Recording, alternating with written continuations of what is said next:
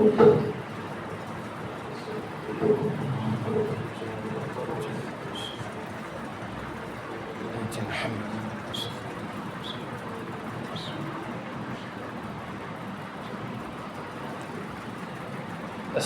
عليكم ورحمة الله وبركاته.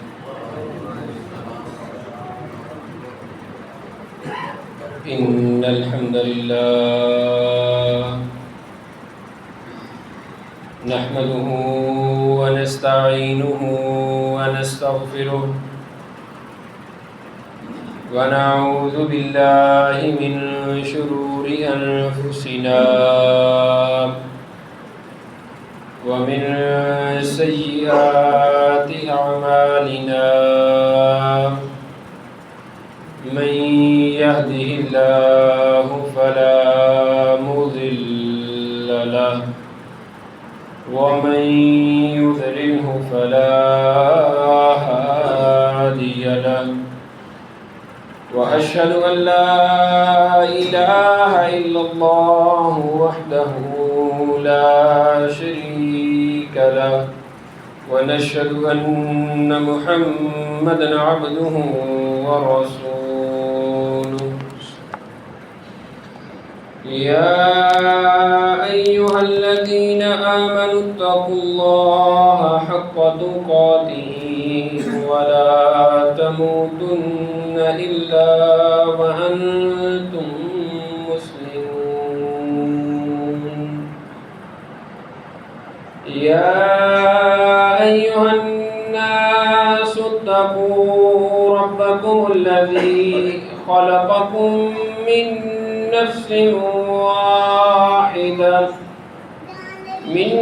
نفس واحدة وخلق منها زوجها وبث منهما رجالا كثيرا ونساء واتقوا الله الذي تساءلون به والأرحام إن الله كان عليكم رقيبا يا أيها الذين آمنوا اتقوا الله وقولوا قولا سديدا يصلح لكم أعمالكم ويغفر لكم ذنوبكم ومن يطع الله ورسوله فقد فاز فوزا عظيما أما بعد فإن أصدق الحديث كتاب الله وأحسن الهدي هدي محمد صلى الله عليه وسلم وشر الأمور محدثاتها وكل محدثة بدعة وكل بدعة ضلالة وكل ضلالة في النار رب اشرح لي صدري ويسر لي أمري واحلل عقدة من لساني يفقه قولي اللهم انفعنا بما علمتنا وعلمنا ما ينفعنا وزدنا علما رب أوزعني أن أشكر نعمتك التي أنعمت علي وعلى والدي وأن أعمل صالحا ترضاه وأصلح لي في ذريتي إني تبت إليك وإني من المسلمين فأعوذ بالله السميع العليم من همزه ونفخه ونفسه إن عدة الشهور عند الله 12 شهرا في كتاب الله يوم خلق السماوات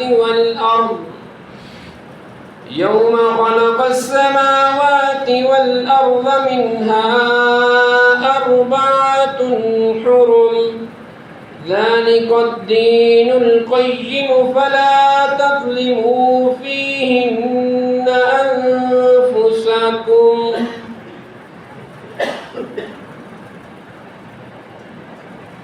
اور بے شک اللہ کے ہاں مہینوں کی تعداد 12 ہے۔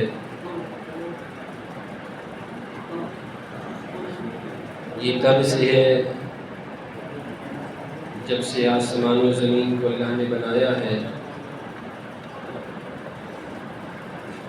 منہا 4 حرم، 4 مہینے اللہ نے حرمت والے رکھے ہیں۔ دین اسلام کے راستے کے اوپر چلنے کی یہی بہتر ہے۔ فلا تظلموا فیہن انفسکم، اپنی جانوں پر کسی قسم کا ظلم، کسی قسم کے گناہ مت کرو۔ ہر قسم کی حمد و ثنا، عبادات، حاجات، تمنائیں اللہ وحدہ لا شریک لہ کے لیے ہیں، جو ایک اکیلا اس پوری کائنات کا خالق ہے، مالک ہے، رازق ہے، داتا ہے، دستگیر ہے۔ وہی شفا دینے والا ہے، میری آپ کی بے شمار لغزشوں سے، سیئات سے درگزر کرتے ہوئے دنیا کی بہترین نعمتوں سے نواز رہا ہے۔ انگنت لاتعداد بے شمار بے حد و حساب درود و سلام ہو امام الانبیاء سید الانبیاء نبی آخر الزمان سرور کونین احمد مصطفیٰ محمد مصطفیٰ صلی اللہ علیہ وآلہ وبارک وسلم کی ذات اقدس مطہرہ پر، کہ جن کی شب و روز کی محنتوں، کوششوں، کاوشوں کے بعد آج میں اور آپ بہترین دین اسلام کی چھتری تلے بیٹھے ہیں۔ کروڑا رحمتیں، برکتیں، فرحتیں اللہ نازل فرمائے سرکار دو عالم صلی اللہ علیہ وآلہ وسلم کے اصحاب پر، آپ کے جانشین پر، آپ پر جان فدا کرنے والوں پر، کہ جنہوں نے دنیا کے ہر مفاد سے بالا تر ہو کر نبی کریم صلی اللہ علیہ وآلہ وسلم کے اوپر اپنی جان، اپنا مال، اپنی اولاد، اپنے والدین کو قربان کیا۔ معزز احباب گرامی قدر، اللہ حکم الحاکمین نے اس کائنات کو بنانے سے پہلے جب زمین و آسمان کو تخلیق فرمایا، کچھ چیزیں اللہ حکم الحاکمین نے اسی وقت تحریر کر دی تھیں، لکھ دی تھیں، متعین کر دی تھیں، کہ جو قیامت کی صبح تک جس طرح اللہ نے کہیں تھیں، بتلائی تھیں، اسی طرح رہیں گی۔ ان میں سے ہمارے آپ کے روز و شب گزرنے والے مہینے ہیں، اسلامی مہینے، محرم الحرام سے جس کا سال شروع ہوتا ہے۔ یہ وہ 12 مہینے ہیں جن کو اللہ حکم الحاکمین نے سورۃ توبہ کی آیت نمبر 36 کے مطابق جب اللہ نے زمین و آسمان کو تخلیق فرمایا تو ان 12 مہینوں کے بارے میں اللہ نے آگاہی دے دی۔ وہ الگ بات ہے کہ ہمارے ہاں کئی ایسے بچے ہیں، ہم نے تربیت میں کئی ایسے پہلو اپنائے ہیں کہ ہمارے بچے کو آج 3، 4، 5، 6 سال کے بچے کو انگریزی کے جو مہینے ہیں وہ تو یاد رہتے ہیں، لیکن جو مسلمانوں کے اسلامی 12 مہینے ہیں ان کا علم بھی نہیں ہوتا۔ محرم الحرام کے جس کی آج 5 تاریخ ہے، اس کے حوالے سے کچھ اہم باتیں آپ کے سامنے گوشوار کرنی ہے، اس لیے کہ اللہ حکم الحاکمین نے صرف بندے سے اطاعت نہیں مانگی، اللہ نے صرف بندے سے عمل کر گزرنا نہیں مانگا، دراصل اس اللہ نے بندے سے یہ چیز مانگی ہے کہ اس نے شعائر اللہ کے اندر رہتے ہوئے، شعائر اسلام کے اندر رہتے ہوئے، نبی کریم صلی اللہ علیہ وآلہ وسلم کے بتلائے ہوئے، اللہ کے بتلائے ہوئے، صحابہ اکرام کی بتائی ہوئی زندگیوں کے مطابق اپنے اعمال کو کرنا ہے۔ اس سے ہٹ کر اگر کوئی عمل کرتا ہے جو عمل نہ نبی کریم سے ثابت ہوتا ہے، جو عمل نہ اصحاب رسول سے ثابت ہوتا ہے، جس عمل کے بارے میں اللہ نے کبھی رہنمائی نہیں کی ہے، یاد رکھیں انسان 100 سالہ زندگی میں بھی وہ عمل کرتا رہے گا تو اللہ کے سامنے خاک تو جتنی بھی اہمیت نہیں۔ یہ محرم الحرام کہنے میں، سننے میں، دیکھنے میں ہم نے 3 مختلف معاملات اس کے دیکھے ہیں۔ سب سے اہم اور بات یہ ہے کہ اللہ احکم الحاکمین نے صحیح البخاری کی حدیث ہے، نبی کریم صلی اللہ علیہ وآلہ وسلم نے فرمایا اللہ نے اس امت کے اوپر، اس کائنات کے اوپر 4 مہینوں کو حرمت والا قرار دیا ہے۔ 3 مہینے ترتیب پا رہے ہیں، ذوالقعدہ، ذوالحجہ اور محرم۔ چوتھا مہینہ رجب ہے جو جمادی اور شعبان کے درمیان آتا ہے۔ ان حرمت والے مہینوں کے بارے میں صحیح البخاری کے اندر حدیث موجود ہے، نبی کریم صلی اللہ علیہ وآلہ وسلم نے فرمایا کہ جب یہ مہینے آتے ہیں تو انسان کو اپنے اندر تبدیلی لے جانی چاہیے، اس کو بدل جانا چاہیے، اخلاق کے طور پر، اعمال کے طور پر، تعلقات کے طور پر، معاملات کے طور پر۔ جتنی اس دنیا کی تاریخ پرانی ہے اتنی ہی اس دنیا کے اوپر جنگ و جدل بھی پرانا ہے، لیکن اللہ نے اپنے انبیاء، اپنے نبی اور اپنے اصحاب کو اس بات کا پابند کیا تھا کہ یہ جو 4 مہینے ہیں، ذوالقعدہ، ذوالحجہ، محرم اور رجب، ان 4 مہینوں میں کسی قسم کی جنگ و جدل کی اجازت نہیں دی گئی۔ ہم نے اگر کسی مہینے کو اپنایا، ذوالقعدہ کو اپنایا حج کی تیاری میں، ذوالحجہ کو اپنایا حج مکمل کرنے میں، قربانی کرنے میں، عید گزارنے میں، محرم کو خود ساختہ سوگ کے اندر منایا، رجب کے بارے میں ہم نے اپنے الگ نظریات بنا لیے، لیکن جو چیز اللہ نے بتائی، جو چیز نبی کریم صلی اللہ علیہ وآلہ وسلم نے بتائی، ہم نے اس کے اوپر غور ہی نہیں کیا ہے۔ اور سب سے بڑھ کر یہ ہے، محرم کو اللہ احکم الحاکمین نے ان 4 میں سے بھی الگ فضیلت دی ہے۔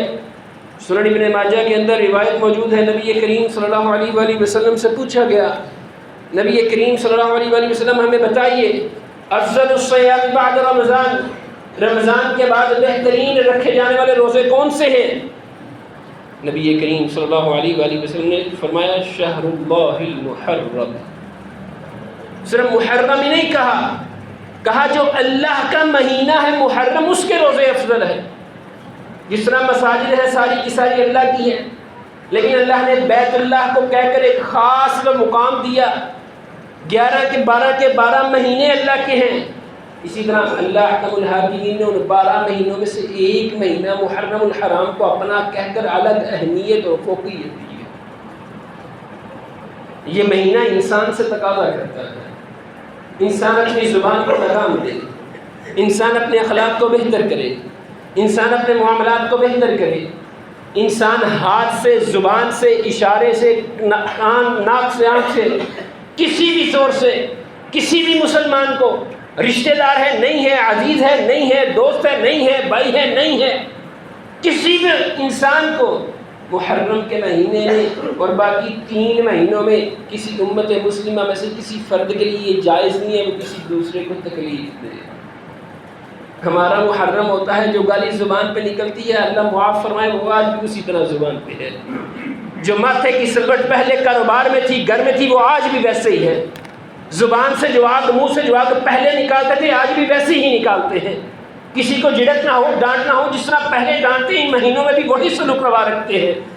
ہم نے کسی کے ساتھ برا سلوک جو ساری زندگی کیا ہے 4 مہینوں میں بھی ویسا ہی کرتے ہیں۔ ہم نے جو خیر خواہی کا پہلو چھوڑا ہے ہم اسی طرح بدخواہی اپنے مسلمان بھائی کے ساتھ، عزیز کے ساتھ، دوست کے ساتھ، بہن بھائیوں کے ساتھ کرتے ہیں۔ ہمارے بہن بھائیوں کی جو غیبت اور چغلی کی عادت تھی وہی اسی طرح ہوتی ہے.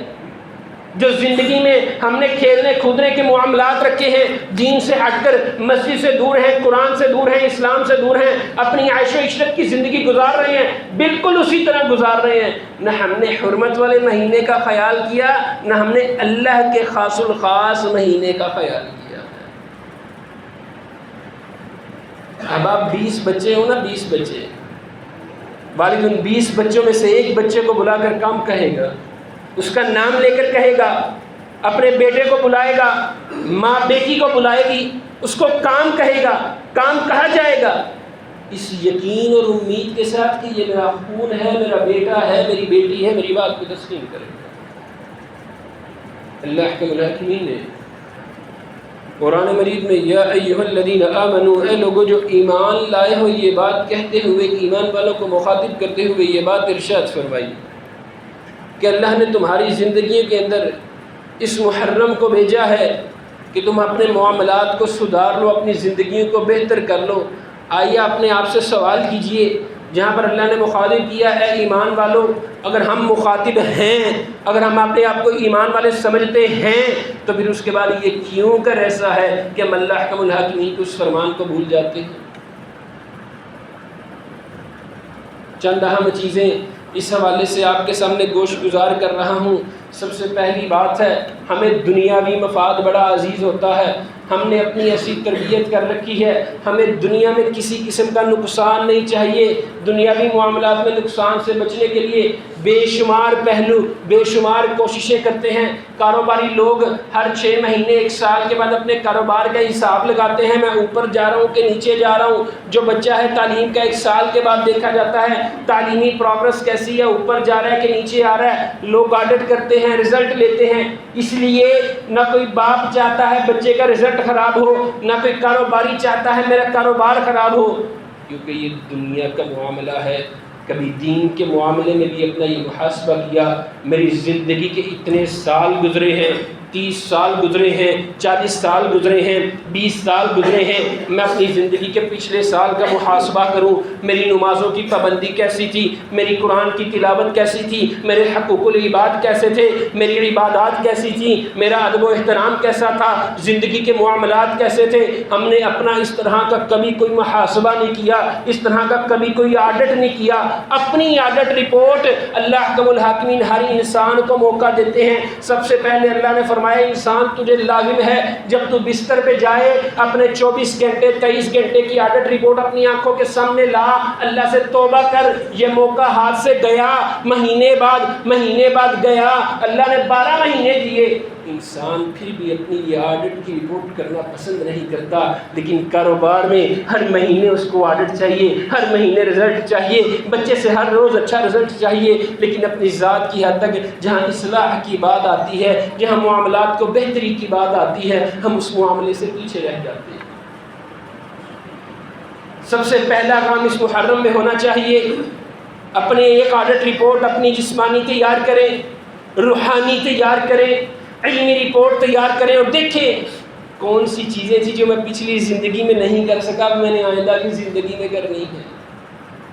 صحابہ کرام رضوان اللہ علیہ اجمعین، اللہ اکبر کبیرہ، جب محرم کا مہینہ آیا کرتا تھا، محرم کا چاند نظر آیا کرتا تھا تو بیٹھا کرتے تھے، اللہ کے سامنے گڑ گڑایا کرتے تھے اور گڑ گڑاتے ہوئے اللہ سے دعا کیا کرتے تھے، اللہ پچھلے سال صدقہ میں بڑی کمی کر دی ہے، اللہ توفیق دینا کہ اس سال زیادہ کرے. اللہ کے سامنے دعا کیا کرتے تھے، اللہ دنیاوی مصروفیت میں مشغول ہو گیا، اللہ سارا سال تیرے سامنے تہجد میں کوتاہی برتا رہا، کبھی پڑھ لی کبھی نہیں پڑھی، اللہ تجھ سے توفیق مانگتا ہوں کہ زندگی میں اب کوئی رات تہجد کے بغیر نہ آئے. جو آڈٹ رپورٹ صحابہ کرام رضوان اللہ علیہ اجمعین نے اپنی تیار کی تھی، وہ آڈٹ رپورٹ آج مجھے اور آپ کو، اس دنیا کے ہر مسلمان کو، ہر موحد کو، ہر امت محمدیہ کے ہر فرد کو وہ رپورٹ تیار کرنے کی ضرورت ہے. دوسری بات،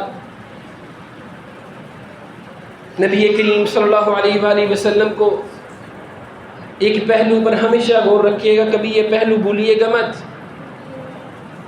اللہ نے سب سے زیادہ محبت نبی کریم صلی اللہ علیہ وآلہ وسلم سے فرمائی ہے، محبت کی انتہا فرمائی ہے، دنیا میں بھی سردار بنایا اور آخرت میں سردار کی بشارت بھی دی ہے۔ اور یہی نہیں، اللہ احکم الحاکمین نے نبی کریم صلی اللہ علیہ وآلہ وسلم کو اس روع زمین کے اوپر سب سے پہلے بخشا اور سب سے پہلے جنت کی بشارت۔ اس سب کے باوجود بھی نبی کریم کو پتہ لگ گیا ہے، مجھے بخش دیا گیا، مجھے جنت دے دی گئی، میں جنتیوں کا سردار بنا دیا گیا، اس امت کے لیے رہنما ہوں، آخرت میں بھی ان کے لیے پیشوا رہوں گا۔ اس سب کے بعد بھی کبھی بھی اعوذ باللہ من ذالک نبی کریم کے ذہن پہ یہ خیال نہیں آیا کہ میں نماز نہ پڑھوں تو خیر ہے، میں روزے نہ رکھوں تو خیر ہے، میں صدقہ و خیرات نہ کروں تو کوئی بات نہیں ہے، کیوں اللہ نے بخش دیا ہے۔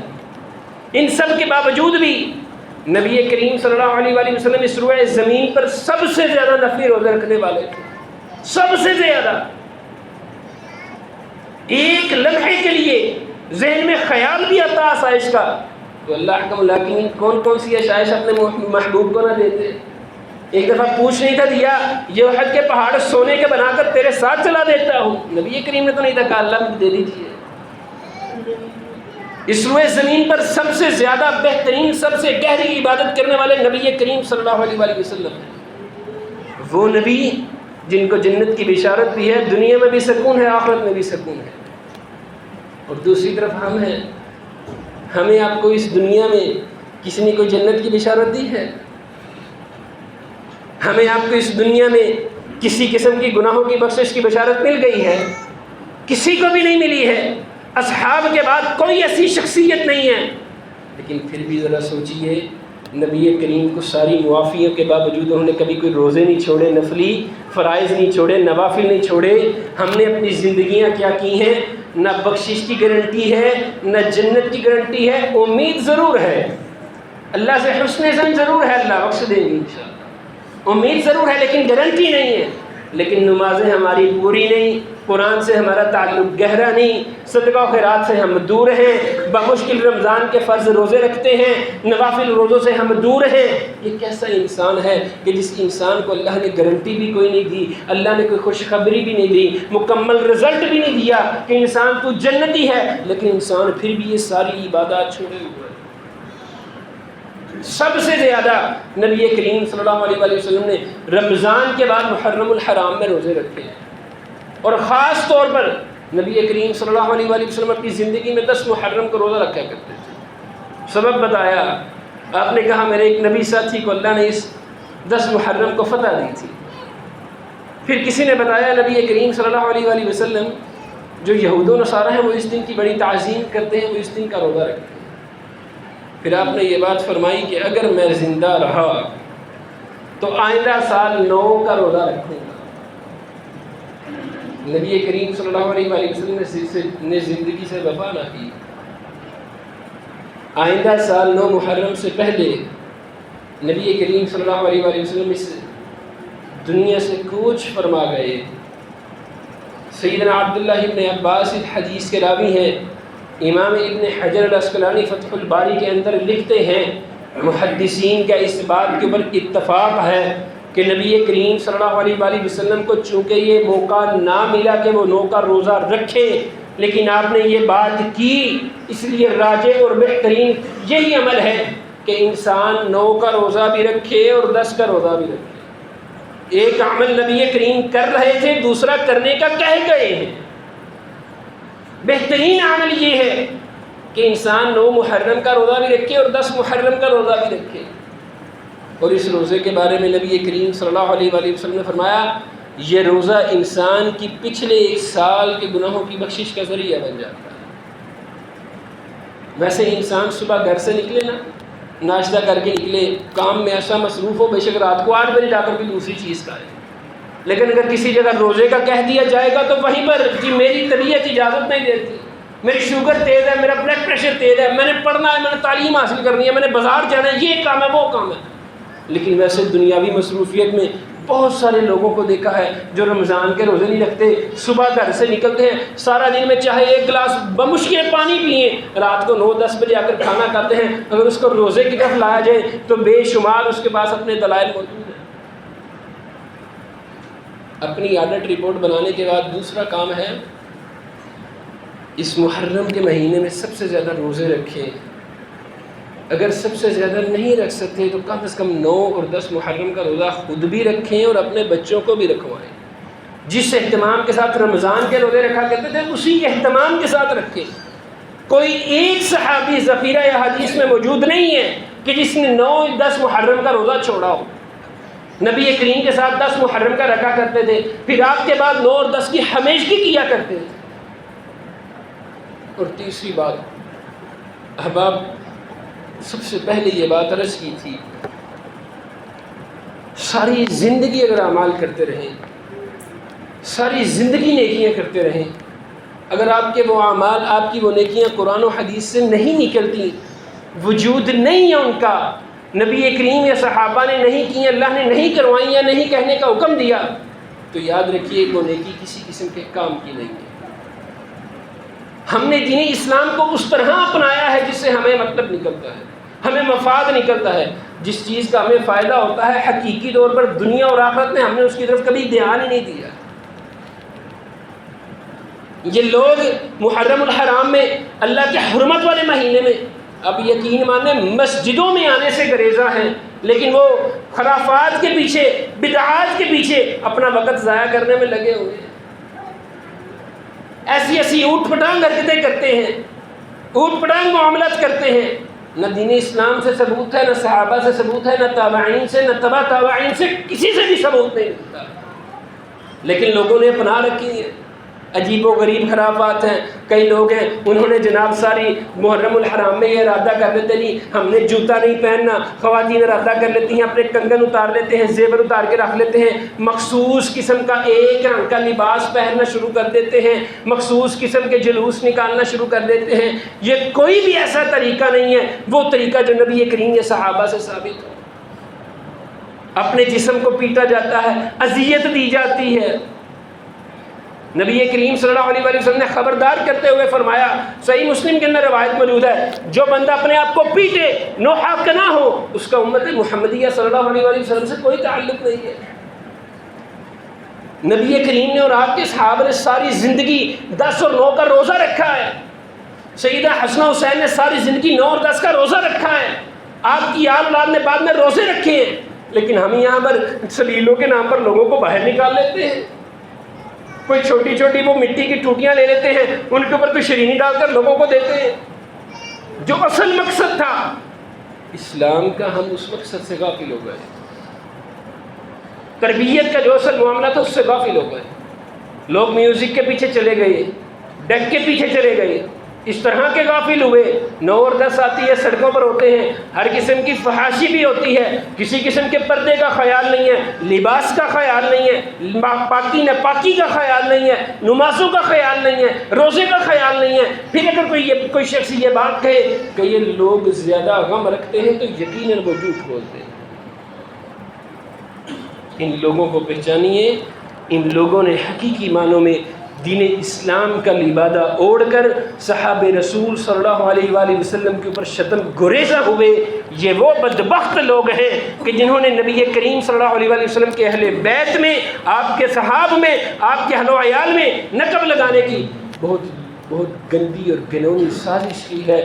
ان لوگوں سے پیچھے ہٹیے، ان لوگوں کو آئینہ دکھائیے۔ یہ تب ہی ممکن ہے جب آپ اور میں، آپ کے بچے، ہمارے بچے، آپ کا معاشرہ، ہمارا معاشرہ آپس میں صحابہ اکرام رضوان اللہ علیہ اجمعین کی زندگیوں کو دیکھے گا، زندگیوں کو دیکھے گا۔ کبھی مال کو فوقیت نہیں دی، کسی چیز کو فوقیت نہیں دی۔ اگر فوقیت دی تو کس چیز کو؟ نبی کریم صلی اللہ علیہ وآلہ وسلم کی محبت کو۔ ہم نے آپ نے بے شمار ایسی چیزیں اپنائی ہیں جن کا اسلام سے کوئی تعلق ہی نہیں ہے۔ امام زین العابدین رحمہ اللہ سیدنا حسین رضی اللہ تعالی عنہ کے بیٹے ہیں۔ اپنے والد کی شہادت کے بعد تقریباً کم و بیش 20 سال زندہ رہے ہیں۔ نہ ان سے یہ نوحہ ملتا ہے، نہ ان سے یہ ماتم ملتا ہے، نہ یہ مخصوص لباس ملتا ہے، نہ یہ سبیلیں ملتی ہیں، نہ یہ تعزیے ملتے ہیں، نہ یہ دوسری خرافات ملتی ہیں۔ مجھے بتائیں، وہ تو ان کے حقیقی سگے والد گرامی تھے، انہوں نے ایسا کچھ نہیں کیا۔ دین اسلام سے دور دور تک کا تعلق نہیں، نماز پڑھنے کا علم نہیں، عبادات کے بارے میں آگاہی نہیں، کس منہ سے یہ بات کا اظہار کرتے ہیں کہ ہم ان کے ساتھ اپنا گہرا تعلق کر رہے ہیں؟ ہم آپ بڑے شوق کے اندر لوگوں کے ساتھ مل کر مخصوص لباس پہن لیتے ہیں، کوئی بات نہیں، یہ کیسا سوگ ہے؟ احباب، اسلام میں سوگ کی اہمیت نہیں۔ نبی کریم صلی اللہ علیہ وآلہ وسلم کی زندگی میں آپ کی زوجہ محترمہ سیدہ خدیجہ رضی اللہ تعالی عنہ آپ کی زندگی سے گئیں، ایک پل بھی، ایک لمحہ بھی، ایک سال بھی ایسا نہیں ملتا کہ نبی کریم نے آئندہ سال ان کے بارے میں اس مخصوص دن میں، اس مخصوص وقت میں آ کر کوئی خاص طور پر دعا کا بھی اہتمام کیا ہو۔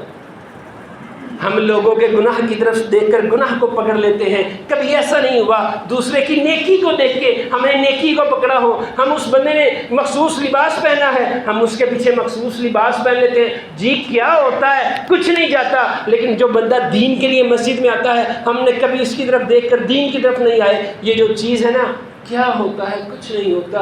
امام ابن تیمیہ رحمہ اللہ تعالی علیہ اپنی کتاب تعلیم الاسلام میں یہ بات لکھتے ہیں کہ جس بندے کے ذہن میں کوئی کام کرتے ہوئے یہ بات آ جائے جس کا نہ دین سے تعلق ہو، نہ اسلام سے تعلق ہو، نہ نبی کریم نے کی ہو، نہ صحابہ نے کی ہو، نہ کرنے کا حکم دیا ہو، اور وہ کرتے ہوئے اگر اس کے ذہن میں یہ بات آ جائے کہ کیا ہو جاتا ہے اگر میں یہ کام کر لوں، تو اس کو یقین کر لینا چاہیے وہ اس کا عمل درست نہیں ہے، وہ اس کے کبھی بھی نامہ اعمال میں نیکی کے طور پہ نہیں لکھا جائے گا۔ اس کا اصل مقصد یہ ہے کہ اس مہینے میں روزے رکھے جائیں، اپنے آپ کو تبدیل کیا جائے، اپنی زبان کو صاف کیا جائے، لوگوں کے ساتھ نیک رویہ رکھا جائے، حقوق العباد کو بہترین کیا جائے، کاروبار کے معاملات کو بہترین کیا جائے، معافی لے کر معاملات کو آگے بڑھایا جائے۔ اور سب سے اہم بات یہ ہے کہ اگر دین اسلام کے اسباق کو ہم نے دین اسلام کی طرح نہ سمجھا تو یاد رکھیے پہلی بھی امتیں، اللہ کے ملاکمین نے سورہ بقرہ کی ایک آیت مبارکہ میں یہ بات ارشاد فرمائی، یہ لوگ جو آج صحابہ کرام رضوان اللہ علیہ اجمعین کے اوپر شتم گریزاں ہوتے ہیں، اپنی زبانوں کو جنبش دیتے ہیں، اللہ ان کو ہدایت دے۔ یاد رکھیے گا اللہ نے یہ صحابہ کے بارے میں، ان لوگوں کے بارے میں پہلے بھی بتایا ہے، سورہ بقرہ کے اندر موجود ہے۔ یہ اللہ سے اللہ ان کو کہتے ہیں ایمان لاؤ ان لوگوں کے اوپر، ان لوگوں کی طرح جس طرح صحابہ نے لائے ہیں۔ یہ نعوذ باللہ من ذالک، آگے سے اللہ کو جواب دیتے ہیں یہ بے وقوف ہیں۔ اللہ نے سورہ بقرہ کے اندر فرمایا بے وقوف یہ خود ہیں، وَلَٰكِن لَّا تَشْعُرُونَ، لیکن وہ اس معاملے میں کسی قسم کا شعور نہیں رکھتے ہیں کیونکہ وہ اپنی بد زبانی میں سب سے آگے۔ اس لیے احباب، دین اسلام کے حقیقی پہلوؤں کو اپنائیے، اپنے بیٹوں اپنی بیٹیوں کو اس طرف لائیے۔ یہ جو ہم خاص طور پر قبروں پر جاتے ہیں، قبروں کی جا کر لیپا لپائی کرتے ہیں، نبی کریم صلی اللہ علیہ وآلہ وسلم کے ارشاد گرامی ہیں اپنی قبر کو بالشت سے اونچا مت رکھو۔ یہ جو ہم پہاڑ بنا دیتے ہیں، کوہان بنا دیتے ہیں، اسلام میں اس چیز کی اجازت نہیں ہے۔ پھر ہم نے اپنی قبر کو جا کر مخصوص 9-10 محرم کو لوگ جاتے ہیں، فیملیوں سمیت جا رہی ہیں، بیٹیاں بھی لے کر جا رہے ہیں، کوئی پردے کا خیال نہیں ہے، نمازوں کی کوئی ہوش نہیں ہے، فجر پڑھی نہیں، صبح 10 بجے اٹھے سیدھا قبرستان میں چلے گئے، لیپا لپائی کروائی، باپ کی قبر کے اوپر احسان اتارنے کی ناجائز کوشش کی، جا کر لیپا لپائی کی، کوئی سبق نہیں پڑھا، کچھ پتہ ہی نہیں ہے، وضو بھی نہیں ہے، عبادات بھی نہیں ہے، لیپا لپائی ہے، جا کر پھول پھینکے ہیں۔ یہ ساری چیزیں وہ ہیں جن کا اسلام سے تعلق نہیں ہے۔ اسلام کا تعلق اس بات سے ہے اے مومن تجھے قبرستان میں جانا چاہیے کہ تجھے اس مٹی کا خوف پیدا ہو۔ ہمیں اس قبرستان میں بھی جا کر اس دل میں وہ خوف، اس دل میں وہ لہر نہیں اٹھتی جس لہر نے صحابہ کرام کو قبرستان کے پاس گزرنے سے ایسے رویا کرتے تھے کہ دوسرا ساتھی دلاسا دے کر چپ کروایا کرتے تھے، اے میرے صحابی، اے میرے دوست، اے میرے ساتھی خاموش ہو جا۔ صحابہ وہاں سے گزرتے ہوئے ان کی یہ کیفیت ہوا کرتی تھی۔ اس لیے صرف اور صرف احباب گرامی قدر دینی شعائر کو اپنائیں، ان چیزوں کو اپنائیں جو نبی کریم نے کی ہیں، اللہ نے کرنے کا حکم دیا ہے اور صحابہ کرام نے کی ہیں۔ اس سے بڑھ کر کچھ بھی ہوگا وہ چاہے میں کروں، آپ کریں، کوئی محدث کرے، کوئی ممبر و محراب کا وارث کرے، اگر اس قرآن سے اس حدیث سے ثابت نہیں ہے تو ان کا کوئی فائدہ نہیں ہے۔ اللہ احکم الحاکمین سے دعا ہے اللہ کریم ہمیں حقیقی معنوں میں سمجھ عطا فرمائے۔ وآخر دعوانا ان الحمد للہ رب العالمین۔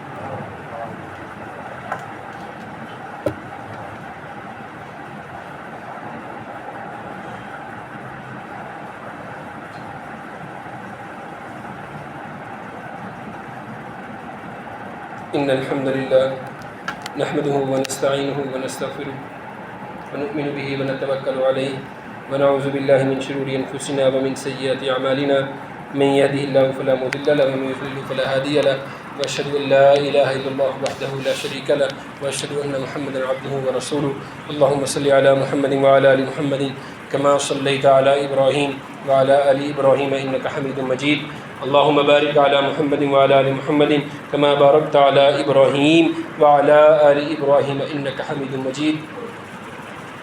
احباب گرامی قدر، ہم اپنے ارد گرد دائیں بائیں جتنا ماحول کو دیکھتے ہیں، دن بدن ایک عجیب و غریب سی کیفیت ہمیں معلوم ہوتی ہے۔ ہر دوسرا فرد پریشانی میں مبتلا ہے، اضطراب میں مبتلا ہے، ہیجینی سی کیفیت ہے کہ جس کی کوشش کے بعد بھی ہمیں کسی قسم کا حل نظر نہیں آتا۔ یاد رکھیے، آپ کے معاشرے کی، آپ کے ملک کی بہتری اسی صورت میں ہوگی جب ہم اپنے تعلق کو اللہ کے ساتھ مضبوط کر لیں۔ جو بندہ کماتا ہے یا کوئی عورت بھی ہے، بندہ چاہے کماتا ہے، 5 وقت کا نمازی ہے، لیکن خاتون ہے، وہ گھرداری چلاتی ہے، خانہ داری چلاتی ہے، اس کی نمازیں پوری نہیں ہیں تو برکت میں خامی ضرور ہے۔ کاروباری طبقے میں بڑی عام یہ چیز ہے، نمازوں میں کوتاہی برت جاتے ہیں، اور جس نے نماز اثر چھوڑی اس کے لیے تو نبی کریم صلی اللہ علیہ وسلم فرما گئے کہ اس کا گھر بھی برباد ہو گیا، اس کا اہل بھی برباد، اس کا کاروبار بھی برباد ہو گیا۔ یہ میں تو نہیں کہہ رہا، 1400 سال پہلے نبی کریم نے فرمایا تھا کہ اگر یہ کوتاہی برتو گے تو یہ سلوک ہو جائے گا۔ جون سے مرضی گورنمنٹ لے آئے، جون سے مرضی ذمہ داران لے آئے، جہاں سے مرضی لے آئے، لیکن ہم نے آپ نے اگر مسجد اور قرآن کے ساتھ اپنے تعلق کو گہرا نہ کیا تو ہم مزید گہری کھائیوں میں جائیں۔ اس کا کل بھی حل قرآن مجید اور مسجد تھا، اس کا آج بھی حل قرآن مجید اور مسجد ہے۔ اپنے آپ کو قرآن مجید سے مضبوط کیجئے۔ صحیح مسلم کے اندر روایت موجود ہے، جس نے نماز فجر کے بعد سورہ یاسین کی تلاوت کر لی، اللہ اس کو برکتیں اور بھلائیاں عطا کر دیتے ہیں۔ ہماری آپ کی بما حلو یار نماز فجر بستر پر ہوتی ہے، 11:30 میرے کم آنکھیں ملتے ہوئے کمرے سے باہر نکلتے ہیں، نہ کسی باپ کو پرواہ ہے، نہ کسی ماں کو پرواہ ہے۔ بولنے پر آئیں، گالی دینے پر آئیں تو گورنمنٹ کو دے دیتے ہیں، اپنی اصلاح کی باری آئے تو پیچھے ہٹ جاتے ہیں۔ ایک صحابی بھی تاریخ اسلام میں ایسا نہیں ہے۔ سیدنا عبداللہ ابن مسعود نماز فجر پڑھنے کے بعد وہ گھر چلے جایا کرتے تھے اور تلاوت کیا کرتے تھے، یہاں تک کہ سورج نکل آتا، پھر 2 رکعتیں پڑھا کرتے، پھر آرام کیا کرتے تھے۔ ایک دفعہ نماز فجر پڑھنے کے بعد گھر گئے، کچھ صحابی ان کو ملنے گئے اور وہ دروازے کے اوپر رک گئے، اور ان کو یہ اندیشہ لاحق ہوا کہ شاید عبداللہ ابن مسعود سو گئے ہیں، آرام فرما رہے ہیں۔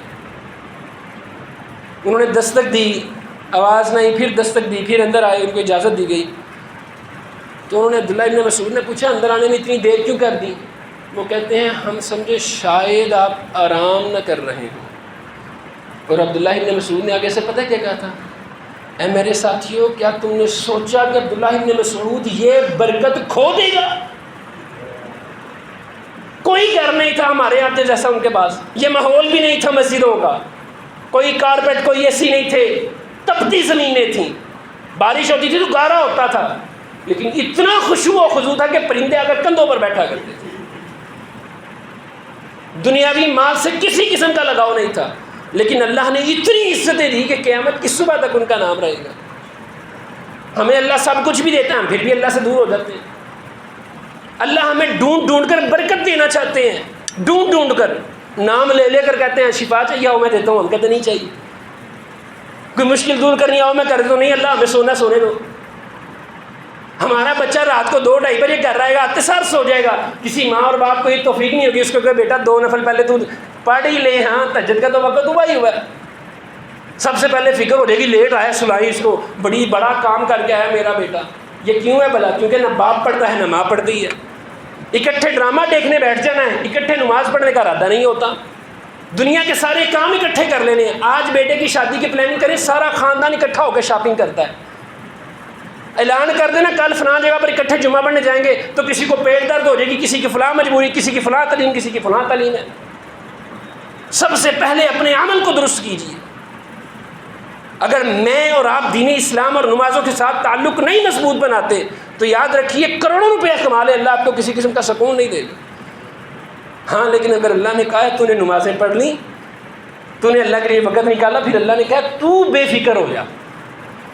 بھائی آپ کی پریشانی اللہ حل کرنا چاہتے ہیں، اللہ چاہتے ہیں فلاں تو پریشان ہے میں تیری پریشانی دور کرتا ہوں، میری بات مان لے، ہم کہتے ہیں نہیں مان لے۔ نمازیں پڑھ، اللہ تیرے کاروبار میں برکت دے گا، ہمیں وہ چاہیے ہی نہیں۔ صدقہ خیرات کر، اللہ تجھے آسائش دے گا، ہمیں وہ چاہیے ہی نہیں۔ اور اسی وجہ سے ہمارے معاشرے میں، ہمارے ملک میں، ہمارے محلے میں، ارد گرد میں دن بدن ہیجانی کیفیت بڑھتی جا رہی ہے۔ اور یہ ہیجانی کیفیت تب بڑھتی ہے جب اس دل میں اللہ کا ذکر کم ہو جائے، جب یہ زبان ہماری ذکر اذکار میں نہ جائے۔ ہمارا آپ کا بچہ سوشل میڈیا کو ٹائم دینا اپنا سب سے اہم فرض سمجھتا ہے۔ ہم آپ دکھاتے ہیں یہ دیکھو کتنی اچھی بات ہے، لیکن اگر وہی بچہ دین اسلام کی طرف آئے تو ہمیں اس چیز کی پرواہ ہی نہیں ہے۔ وقت بہت زیادہ ہو گیا ہے، اس لیے احباب اس بات کے اوپر غور کیجئے گا۔ سب سے پہلے اپنے آپ کو بہتر کریں۔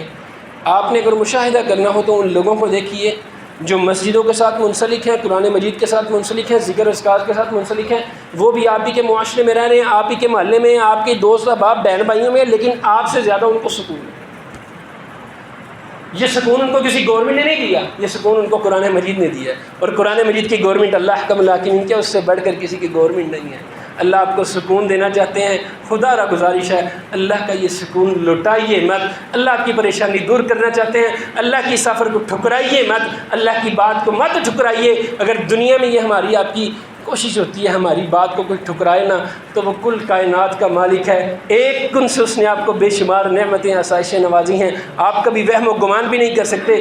یقین مانیں ایک انسان کی اتنی عبادت بھی نہیں ہے کہ وہ ایک اگلے سانس کا بھی حقدار ہو۔ اللہ نے زندگیاں دی ہیں، آسائشیں دی ہیں، نعمتیں دی ہیں، اولاد دی ہے، مال دیا ہے، اللہ کے نزدیک ہو جائے۔ صحابہ کو یہ سب کچھ نہیں تھا لیکن اللہ سے بہترین لگاؤ تھا۔ ہمارے پاس سب کچھ ہے، ہماری بدبختی ہے، ہم اللہ سے دور ہیں۔ دعا گو ہوں اللہ ہمیں اپنے نزدیک فرما لے اس طرح کا جس طرح کا اللہ چاہتے ہیں۔ دعا فرمائے بیماروں کے لیے، اللہ بیماروں کو شفائے کاملہ عاجلہ عطا فرمائے۔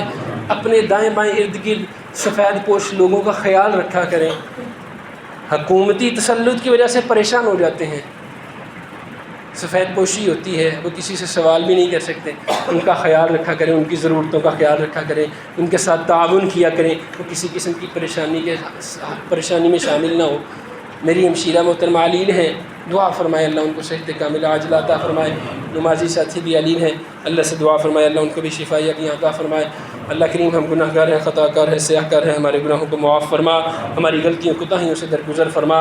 اللہ ہمارے فوت شدگان کو قبروں میں راحت اور سکون عطا فرما، وارثین کو نیک اعمال کرنے کے لیے ان کی قبر کو ٹھنڈا کرنے کی توفیق عطا فرما، ہماری اولادوں کو ہماری آنکھوں کی ٹھنڈک بنا، ہمیں اللہ حرمت والے مہینوں کی حرمت کا خیال کرنے والا بنا، نرم دلی عطا فرما، بہترین نمازیں پڑھنے والا بنا، قرآن مجید کو ہمارا اوڑھنا بچھونا بنا۔ اللہ جو مانگ رہے ہیں عطا فرما، قرض لینے والوں کے دلوں کو نرم فرما، اللہ قرض کی ادائیگی والوں کے لیے آسانی فرما، اللہ رزق حلال کی فراوانی عطا فرما، اللہ نیک صالح اولاد عطا فرما، اولادوں کے رشتے آسان فرما، اللہ ہر قسم کے فتنے سے محفوظ فرما، مظلوم مسلمانوں کے حال پر رحم فرما، ان کی غیبی مدد فرما۔ یا قاضی الحاجات اقض حاجاتنا وحاجات المسلمین، یا شافی الامراض اشف مرضنا ومرضى المسلمین، اذهب البأس رب الناس واشف انت الشافی لا شفاء الا شفاؤک شفاء لا يغادر سقما۔ ان اللہ یأمر بالعدل والإحسان وإیتاء ذی القربى وینہی عن الفحشاء والمنکر والبغی یعظکم لعلکم تذکرون۔ سبحان ربک رب العزة عما یصفون وسلام علی المرسلین والحمد للہ رب العالمین۔